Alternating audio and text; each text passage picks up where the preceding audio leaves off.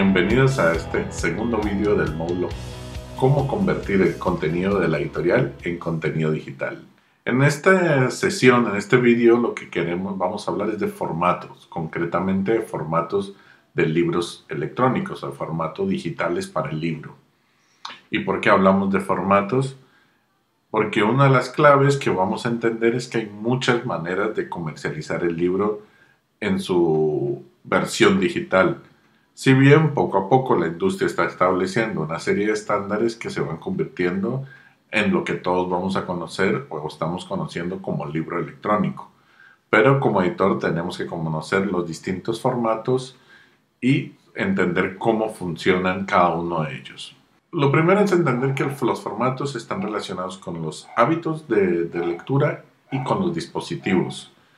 Sobre todo con estos segundos, es decir, se han generado muchos formatos distintos por la cantidad de dispositivos distintos de lecturas, aplicaciones y formas de leer que hay.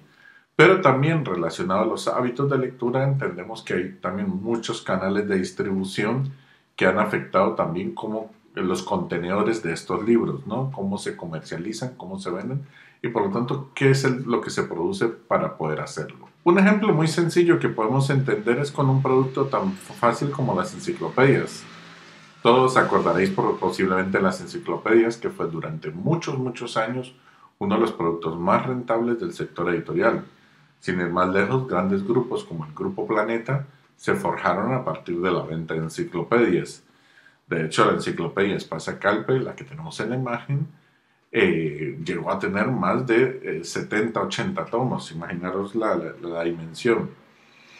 Rápidamente este formato de libro, este formato que era en tomos impresos, en tapaduras si queréis, fue reemplazado por esto, por un pequeño CD. Entonces el más popular de todos fue la Encarta, que se distribuía y se empaquetaba en un CD. Por eso hay que entender, y es muy importante, la relación a veces entre formato y distribución.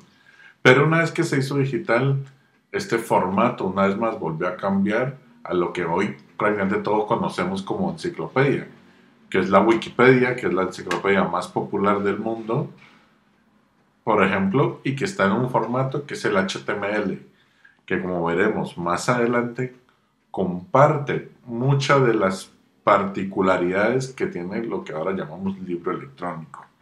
Y eso, de hecho, el libro electrónico es un heredero de ese formato del HTML, en un formato empaquetado para su distribución. ¿De acuerdo? Entonces, quedémonos a veces con esas dos claves. Por un lado está el formato en sí mismo y por el otro lado el empaquetado que nos permite su distribución. En gran medida no nos olvidemos que la manera en cómo los lectores se están relacionando con los libros se está cambiando, se está modificando. La forma en cómo localizamos los libros, cómo los leemos y cómo los compartimos se ha venido transformando, sobre todo desde la llegada de Internet, ¿no es cierto?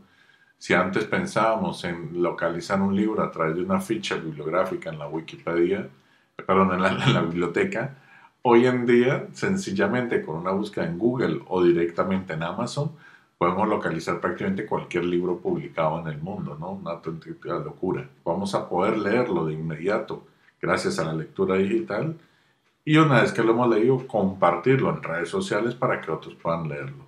Entonces, ante un lector que estaba cambiando, la industria rápidamente tuvo que comenzar a pensar en soluciones que se adaptaran a estos nuevos hábitos. Y estos nuevos hábitos venían, ojo, muy potenciados sobre todo por un hecho, que son los dispositivos. Concretamente, hay dos hitos claves que tenemos que pensar cuando hablamos de dispositivos de lectura digital, porque hasta el 2004, 2005, hablar de lectura digital era hablar de la pantalla del ordenador.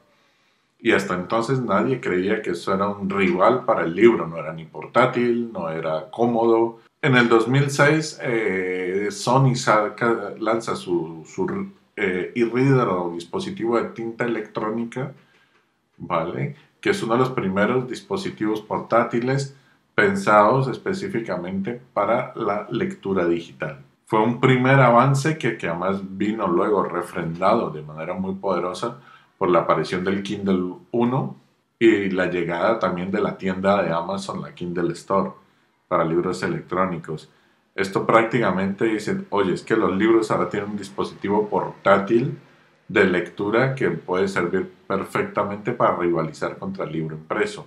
A los pocos años nació la tablet, ese gran invento que, digamos, trajo consigo Steve Jobs, y que luego se popularizó en muchas otras marcas, pero que en el 2008, si no estoy mal, 2009, vino a traer Steve Jobs, ¿no es cierto? Con la tablet, acabando casi con el reinado de los e-readers, y que además vino muy de la mano de la aparición de los primeros grandes smartphones.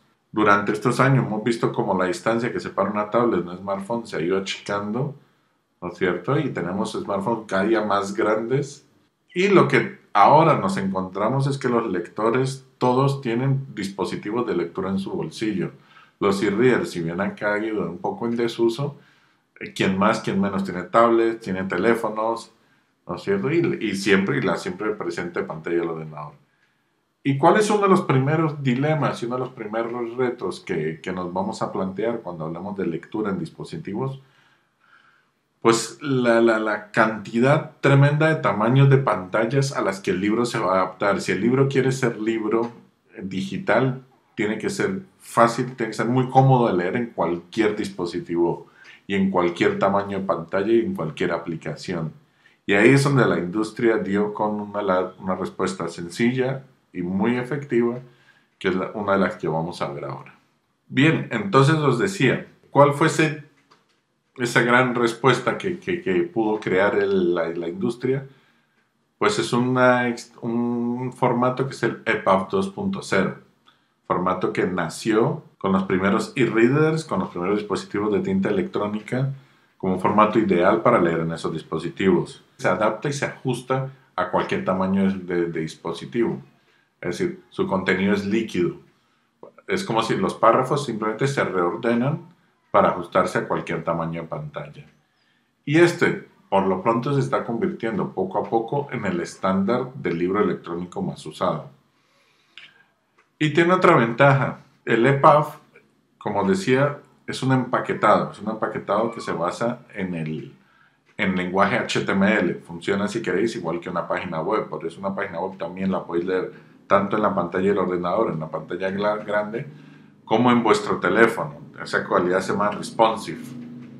Por lo tanto, el EPUB 2.0 tiene esa cualidad. Es un formato en HTML más CSS empaquetado, como decía, y se empaqueta para poder ser distribuido en un estándar que se llama EPUB 2.0. Su otra cualidad, sobre todo a la que se ha adaptado su industria, es su facilidad para convertirse en otros formatos. Concretamente vamos a hablar de MOBI o el AZW, que es el formato de Amazon. Y es importante señalar esto porque no os olvidéis que Amazon sigue siendo hoy por hoy uno de los mayores vendedores de libros electrónicos. Entonces el hecho que el EPUB se convierta en el formato de Amazon es muy importante. Pero además de eso se convierte en los distintos en HTML, si se puede abrir ese estándar, ¿no? Como él es empaquetado, se puede abrir, sacar los HTML y usarlo para la lectura online. La lectura online es muy importante hoy por hoy porque sirve para la lectura en plataformas por suscripción. Por ejemplo, 24 Symbols, Script, Nubico, es decir, las distintas plataformas que hay hoy en día por suscripción, donde generalmente funcionan a través de la web o en la aplicación, pero con una lectura siempre cloud o online. Además de ese EPUB 2.0, que vamos a ver también más adelante en detalle, tenemos el EPUB 3.0, que es la evolución de ese estándar. El EPUB 3.0 es el formato más popular para libros ahora mismo, maquetación fija o ajustable, o para libros interactivos con audios, vídeos, animaciones. Es decir, es el formato que vamos a preferir para hacer revistas, para hacer libros infantiles, para hacer coffee tables, libros de cocina, es decir, contenido donde la imagen gráfica y el texto está íntimamente relacionado y no puede ser un formato ajustable.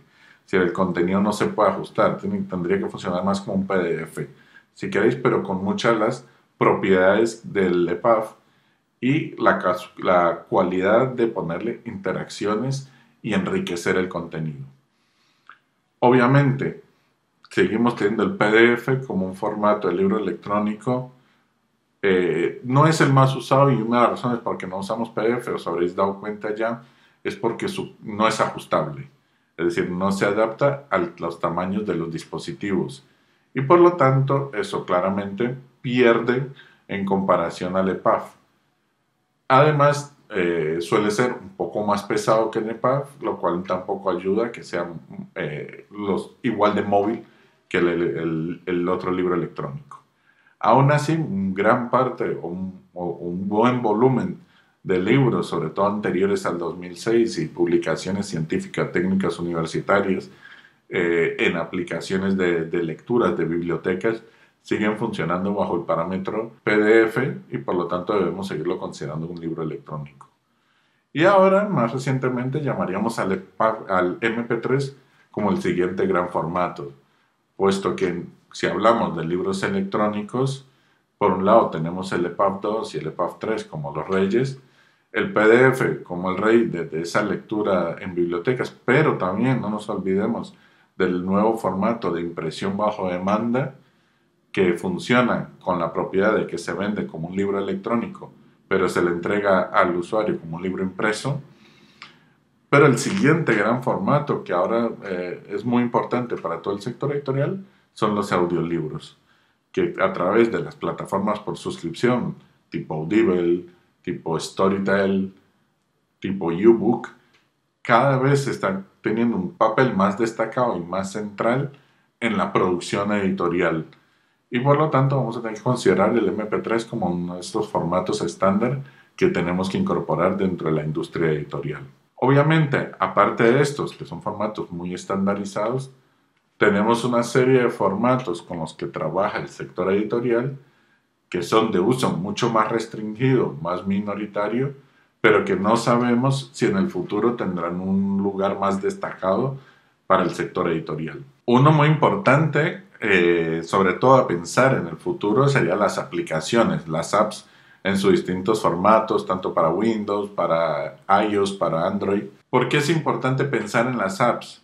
Hoy por hoy, ningún editor te diría que una aplicación, una app, una aplicación es un buen formato a nivel comercial. Si sacas un libro programado como una aplicación, probablemente el costo de desarrollo de la propia aplicación generalmente no compense las ventas que vas a tener. Ahora bien, no sabemos cómo será en el futuro. ¿Y por qué? Porque una de las tendencias de la que se está hablando mucho es la literatura transmedia, ¿no? Libros que se leen de manera interactiva, con distinto tipo de aplicaciones que funcionan casi como a medio camino entre el juego y la aplicación. Y entre el juego y el libro, perdón.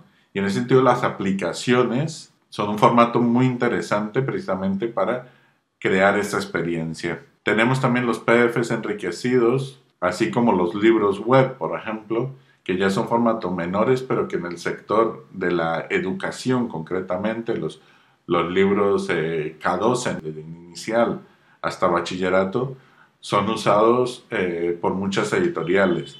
Tanto PDFs enriquecidos, que es una forma donde cogemos el PDF que mandamos a impresión y lo que hacemos es un poco reemplazar la imagen por un vídeo, alguna actividad por una actividad animada, etcétera, ¿no?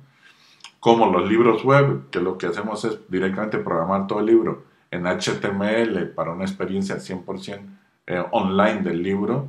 Son formatos que se están usando mucho a nivel de libro de texto. Y por último, no nos olvidemos de los desarrollos propietarios o los distintos tipos de desarrollos propietarios que siguen estando de alguna manera más o menos presente dentro del sector editorial. Algo importante a entender es que lo habremos visto en el video anterior, en el video 1, si ya lo habéis visto, si no, os lo recomiendo. Es la importancia de la producción cuando hablamos de los distintos formatos. ¿Qué quiero decir? Que solo es eficiente, es decir, los otros son muy estándar porque su producción también es estandarizada. Lo mismo es que estos formatos requieren toda una producción desde cero. Las anteriores pues tienen procesos de producción muy estandarizados, ¿no es cierto? Entonces, hacer hoy en día un EPUB, hacer un PDF para impresión bajo demanda, se puede estandarizar muy bien dentro del proceso de producción y hacerlo de una manera bastante eficiente. Algo en lo que nos tenemos que detener, por lo tanto, es en el EPUB.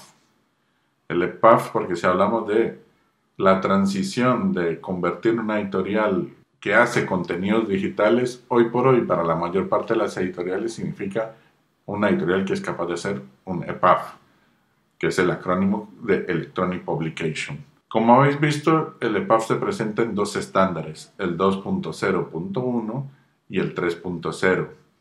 Es posible que entre unos años solo hablemos del EPUB 3.0 con diagramación ajustable y diagramación fija.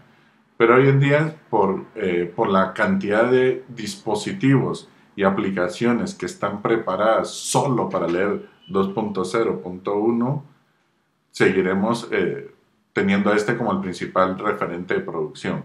Aunque como digo, con miras a en algún momento hacer la transición al 3.0.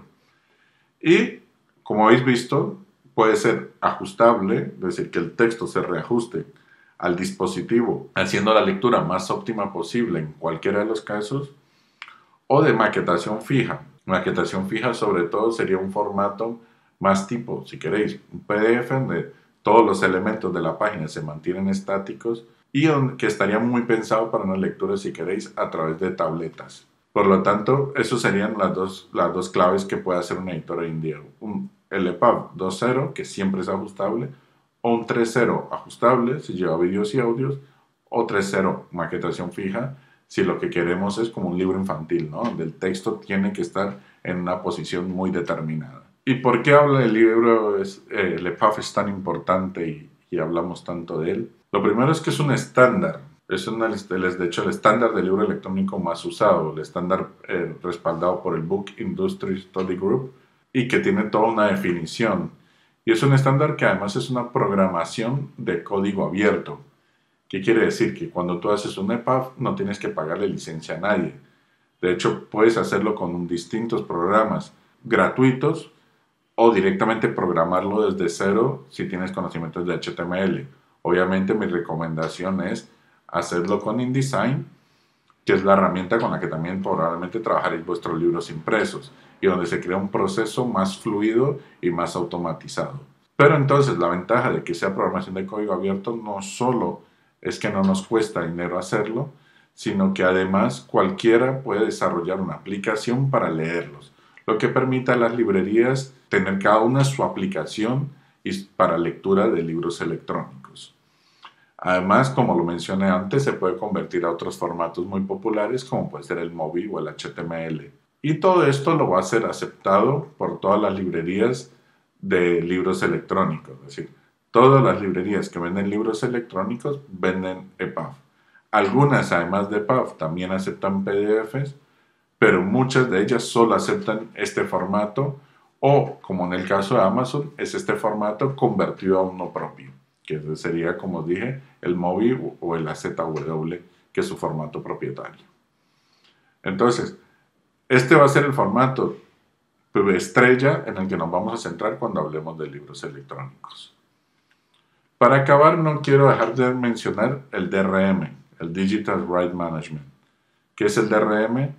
Es, digamos, la seguridad o el candado que se le ponen a los libros electrónicos para que no puedan ser compartidos libremente, para evitar eso que se ha llamado piratería de los libros, ¿no es cierto?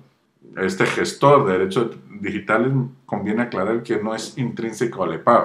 El EPUB, al ser un código abierto, permite que se le añada un DRM, pero el DRM no está definido en el estándar. Es por eso que casi todos los DRM que se usan en la actualidad son DRM nativos propietarios. Es decir, es una protección que le añade cada librería que vende el libro electrónico. Y con librería me refiero a las grandes librerías, ¿no? Es lo que le añade Casa del Libro cuando vende sus libros electrónicos, es lo que le añade Amazon, Barnes Noble, Gandhi, es decir, todas las grandes librerías añaden un DRM que es propietario.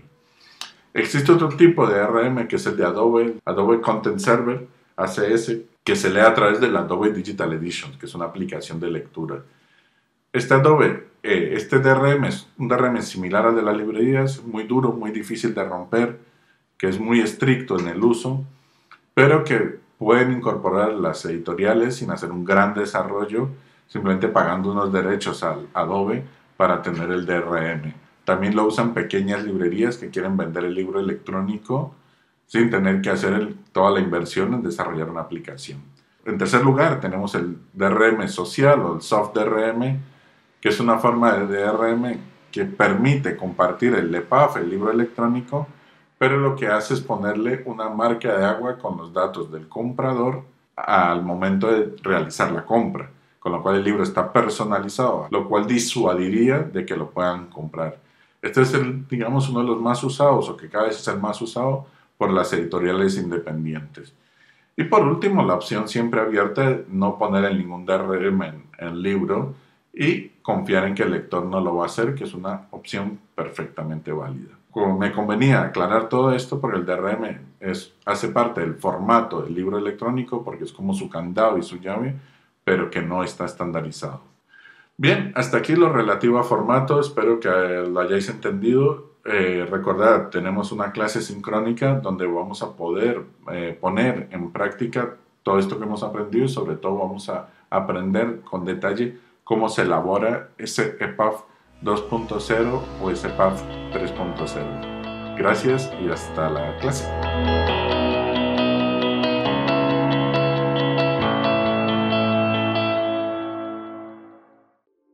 Bicentenario del Perú, 2021.